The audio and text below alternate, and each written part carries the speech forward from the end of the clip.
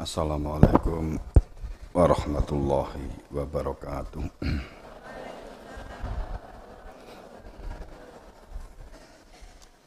Bismillahirrahmanirrahim. Alhamdulillahirabbil alamin. Asyhadu an la ilaha illallah wa asyhadu anna Rasulullah sallallahu alaihi wasallam. Kita pertama memunajat rasa syukur kepada Allah Subhanahu wa taala. Memposisi menjadi hamba yang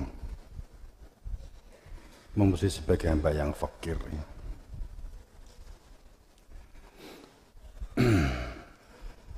Dengan pertama kita memunajat rasa syukur biqaul alhamdulillah, sadar sebagai dimaukan sebagai hamba yang sadar dimaukan nyuwun ilmu tauhid, ilmu nubuwah, ilmu yang menunjukkan pintunya, melihat dirinya serba cukup, melihat dirinya itu serba hebat, melihat dirinya itu mulia, sehingga yang lain itu direndahkan, dilecehkan, diolok, bahkan dirinya merasa paling benar, paling suci, sehingga menutup adanya kebenaran.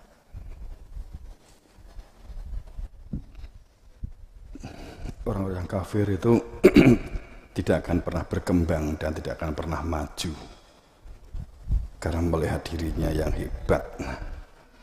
Dan makanya kan sumum bukmun umurun fahum la yarji'un, jadi tidak kembali. Padahal kebenaran itu al-haq min rabbik, kebenaran itu al-haq min rabbik. Kebenaran itu al-haq, adanya sebuah hakikat al-haq, adanya sebuah hakikat yang ditunjukkan oleh yang benar itu al-haq min rabbik. Kedua, salawat salam pada junjungan kita Rasulullah sallallahu alaihi wasallam. Semoga apa yang kita lakukan, apa yang kita jalani menjadi dalam ridho, dalam maghfirahnya, dalam ampunannya, dalam syafaatnya Rasulullah, dan mendapatkan ber-ber dan pangestu guru wasithah. Perilaku seseorang yang berharap untuk sambung dengan keberadaan Tuhan, sambungnya dengan Tuhan itu saat di dalam hatinya telah ada keberadaan Tuhan, ada kehadiran Tuhan, kemudian bersolawat karena Tuhan enggak menampak, ngejawantah di muka bumi, maka membuat utusan supaya kita bisa bersolawat, supaya kita bisa sholat, supaya kita punya wasilah. Hanya dengan memiliki wasilah maka bisa bersolawat untuk memperoleh syafaat, dan kita bisa menjalankan sholat. Sebab sholat tanpa biwusuli ila biwasitotin, sholat tanpa wasilah, sholatnya menjadi sholat yang lalai, sholatnya menjadi sholat yang sahun, sholatnya menjadi sholat yang kosong hatinya, sholatnya tidak memiliki tujuan orientasi kehidupan yang selamat dan menyelamatkan. Karena mana sholat itu sambung dengan Tuhan, ada yang menyambungkan, menjalankan sholat itu menjalankan perintah yang menyambungkan. Kalau ingatan yang enggak nyambung, ingatan itu keberadaan Tuhan setelah ditunjukkan, ini loh yang punya nama Allah, sehingga kamu ingat-ingat di dalam hati. Ya, akan tetapi sambung di sini seperti ungkapan bahwa Allah dan malaikatnya itu bersolawat kepada Nabi, maka wong kang iman sholawat sira, selawatlah kamu kepada Nabi. Itu supaya sambung, supaya nyatu. Sebagai sang penjaga ilmu, penjaga pintu, penjaga akhirat, sehingga syafaat itu mensyaratkan bagi mereka yang telah menyaksikan atas mengadanya dia Huwa yang punya nama ilmu dengan ilmu. Man syahida bil haq, hanya seseorang yang syahid ujung-ujungnya lah ya mesti mati. Di ujung-ujungnya di sifatnya kayak apapun ya mesti mati. Wong dunya ki mung alat. Dunia itu hanya alat. Kita posisikan sebagai alat. Dunia itu hanya tools. Kita posisikan sebagai tools. Dunia itu hanya kendaraan. Maka kita jadikan sebagai kendaraan. Dunia itu adalah tatanan lahir, tatanan syariat. Maka kita melakukan kegiatan, melakukan tatanan lahir dan menjalankan tatanan syariat. Dan inti syariat adalah kehidupan yang kita jalani itu adalah menegakkan kehidupan dengan tidak berpecah belah. Sinkron pikirannya, sinkron hatinya, sinkron dengan kehidupan sosialnya, komunikasinya. Sedang orang yang tidak mengenal hakikat, tidak mengenal al-haq, tidak mengenal Tuhan, tidak mengenal keberadaan Dia di dalam hatinya, Dia yang punya nama Allah. Seseorang yang hidup di dunia ini tidak dilengkapi, disempurnakan.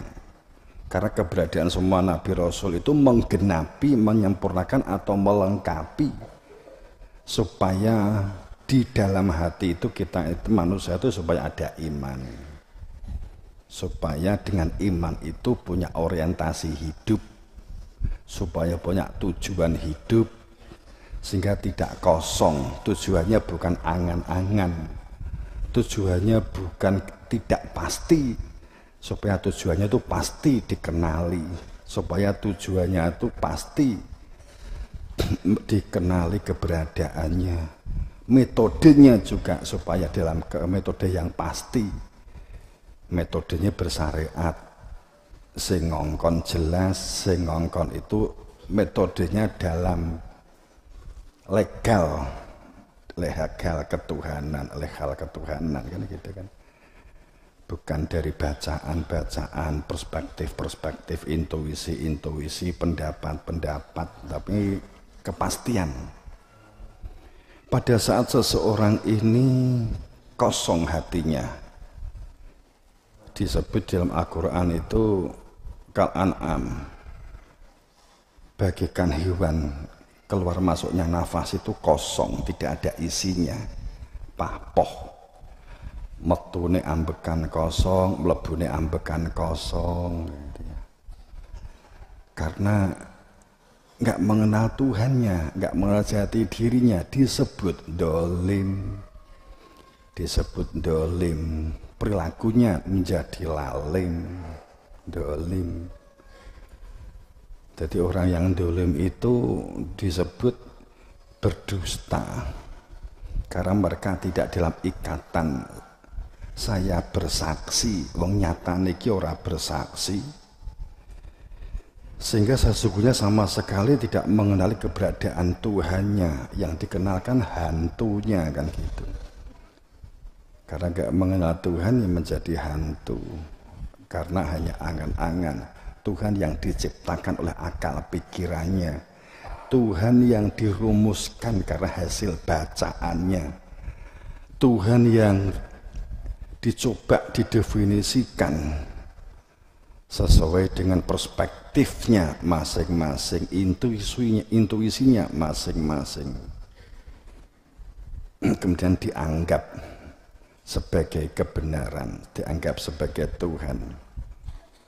Namun orang-orang dolim ini bisa berbicara, apa yang dibaca, apa yang didengar, orang yang dolim ini bisa berbicara, merasa bahwa hasil dari bacaan dan intuisinya, rumusan yang dirangkum dari hasil bacaan itu, merasa itu kebenaran, kemudian itu dianggap sebagai situs wahyu masa lalu, itu dianggap sebagai saat ini wahyu yang dia terima, sehingga merasa diinisiasi berada di dalam kebenaran, kemudian mengatakan saya ini adalah yang benar.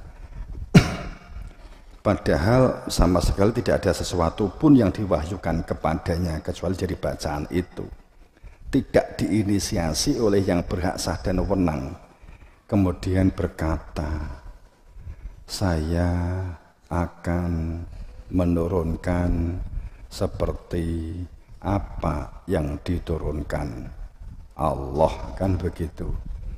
Sehingga ada ungkapannya bukan begini, sa'angzilu mithla ma'angzalallah, saya akan menurunkan persis seperti yang diturunkan Allah dulu, ini sama kebenarannya loh, kan begitu. Kemudian dampaknya, alangkah hebatnya orang yang demikian ini. Dia bisa menyampaikan seperti tampak kebenaran, membohongi dan membodohi umat manusia. Padahal dia enggak kenal, tapi pinter ngomong dia enggak, sehingga dia itu bisa mengungkapkan, bisa mengucapkan, bisa menyampaikan. Maka alangkah dahsyatnya sekira orang-orang yang dolim itu nanti keluar nyawamu, wong kowe iki ora kenal karo pangeran dan kamu tidak kenal orang yang berhak sah dan wewenang sebagai utusanku, maka keluarkan nyawamu. Kowe kok wani-wani di hari ini, maka secara langsung mendapatkan fakta atas kesiksaannya dan terhinakannya karena mengatakan tentang Allah, tentang kebenaran, tentang yang sesuatu yang dianggap benar dan mengatakan sesuatu yang sesungguhnya tidak benar dan menyombongkan diri terhadap ayat-ayatnya, merasa sebagai ahli mengungkap ayat-ayat Tuhannya. Maka itulah abadi abadan. Maka dalam sebuah kehidupan, manakala kita itu tidak memiliki tujuan hidup, kosong, maka dengan menggenapi perilaku tatanan lahir dengan tatanan syariat dengan tatanan batin, yakni mengenal Tuhan, maka sebenarnya simpel, kita itu menjadi simpel beragama. Apa yang kita lakukan?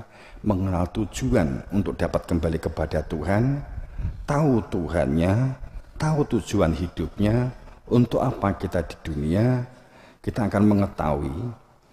Sehingga tatanan lahir yang kita lakukan dalam sebuah tatanan menuju kepastian kepada Tuhan yang pasti dikenalinya. Orang itu kalau nggak punya tujuan, ya kemana? Dia bisa ke timur, maunya ke Surabaya, tapi dia ini gak roh petane, mung krungu Surabaya, mung krungu Jakarta, mung krungu Semarang, mung krungu kota A, kota B, atau si A atau si B. Kemudian dia ini mesti ini kudu ngetan malah ngalor, kudu ngalor malah ngidul, kudu ngidul malah munggah.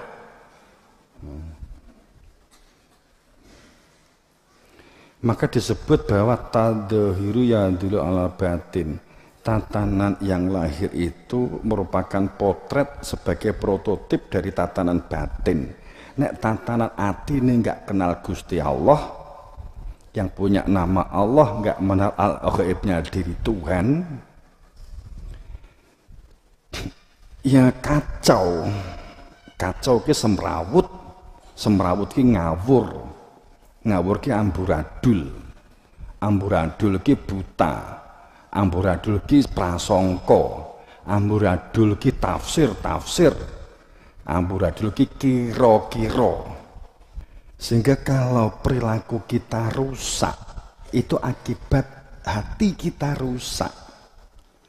Hatinya menjadi banyak penyakit jabatan, penyakit pencitraan, penyakit sanjungan, penyakit balas dendam, penyakit iri dengki,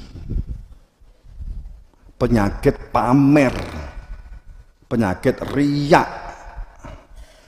Saat hatinya kosong karena nggak mengenal hakikat sehingga tidak berada di dalam hakikat, maka perilakunya digerakkan oleh hati yang rusak. Maka perilakunya akan berdampak pada kehidupan sosial, kehidupan berdunia. Akhirnya memikir hanya keuntungannya, mencari teman yang sama, memiliki untuk saling menunjang keuntungannya kan gitu.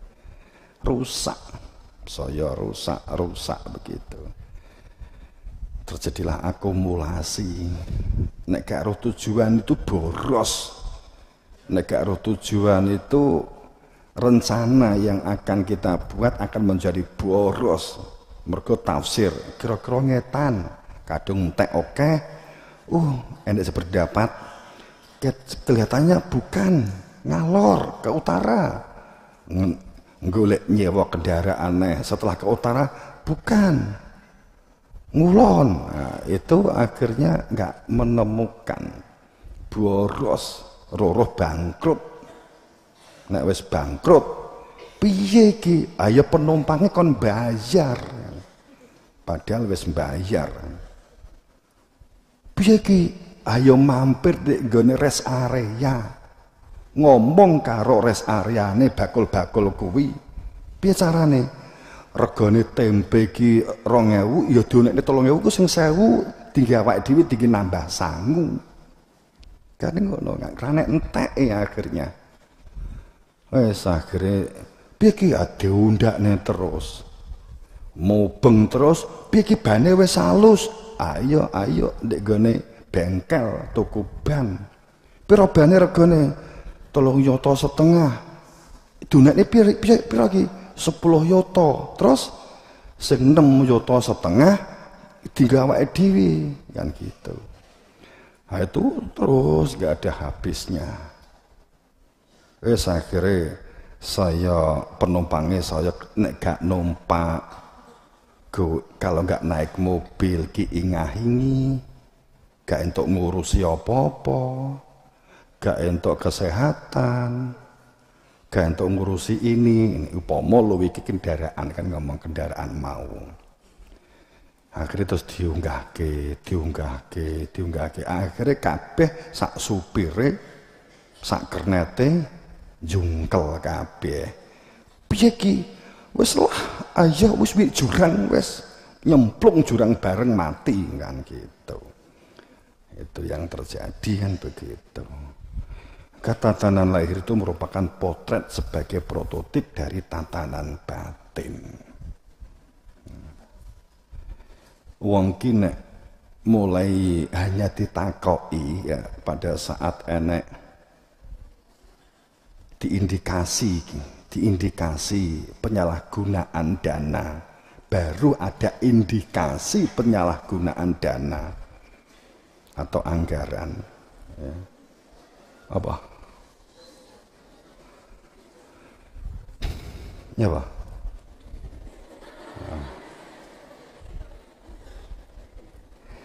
Supaya kamu mengenali dirimu yang berada di dalam jiwamu, jangan terkubur oleh